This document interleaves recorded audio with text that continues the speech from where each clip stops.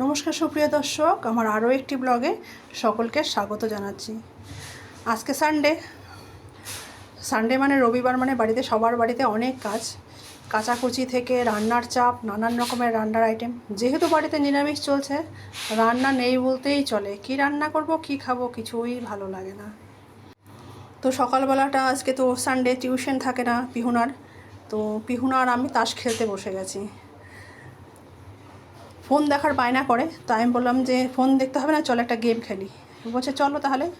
তো ওর কাছে অনেকগুলো পোকেমনের কার্ড আছে, তো এই খেলাটা আমি জানি না, ও আমাকে শিখিয়ে দিচ্ছে যে মা এইভাবে খেলতে হয়। আমি বলছি ঠিক আছে, আমাকে একবার দেখিয়ে দে কীভাবে খেলতে হয়, তারপরে আমি তোর সঙ্গে খেলছি। তো কার্ডগুলো নিয়ে বসেছে, কার্ডগুলোকে ভাগ ভাগ করছে। প্রথমে পোকেমনের এই কার্ডগুলো বেশ দু রকমের কার্ড। ওর বাবার থেকে জন্মদিনের দিন, ওর বার্থডে, গত বছরের বার্থডের দিন এই কার্ডগুলো কিনেছিল।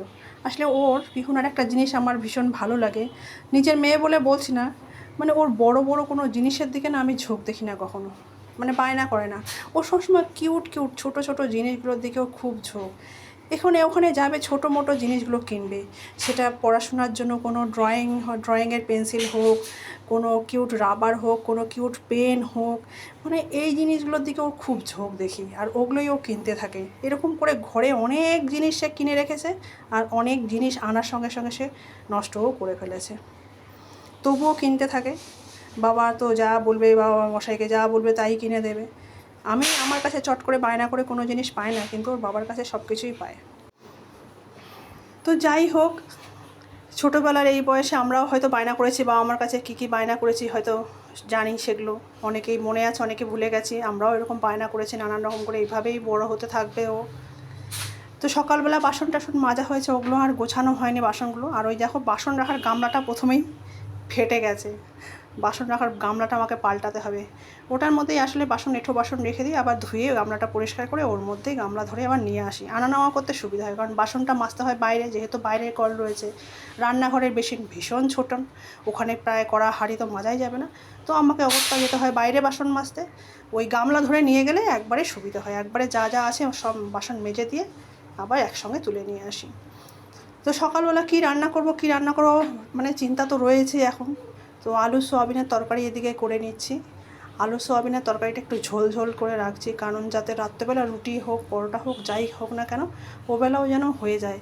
একটা বাটিতে আলাদা করে তুলে দেবো, আর বাকিটা দুপুরবেলা হয়ে যাবে। চিচিঙ্গা ভাজা করেছি। আর এই যে লাউয়ের খোসা না, ছাঁচি কুমড়া সেদিন রান্না করেছিলাম, ওই ছাঁচি কুমড়ার খোসাগুলো রেখে দিয়েছি। তো পিহুনা আমাকে কেটে দিয়েছে ছুরি দিয়ে, যেমন পেরেছে কেটে দিয়েছে। তা আমি তো খোসাগুলো ভাজা খেতে খুব ভালোবাসি। ভেবেছিলাম কাঁঠালের বিচি দেবো, কিন্তু পরে আর কাটা হয়নি বলে ও থাক, আর ভুলে গেছি। তাই খোসাটাই শুধু ভালো লাগে খোসা ভাজাটা। তো নিরামিষের দিন ওইরকম করেই কালো জিরা ফোড়ন দিয়ে, কাঁচা লঙ্কা দিয়ে একটুখানি ভাজা করে নিচ্ছি।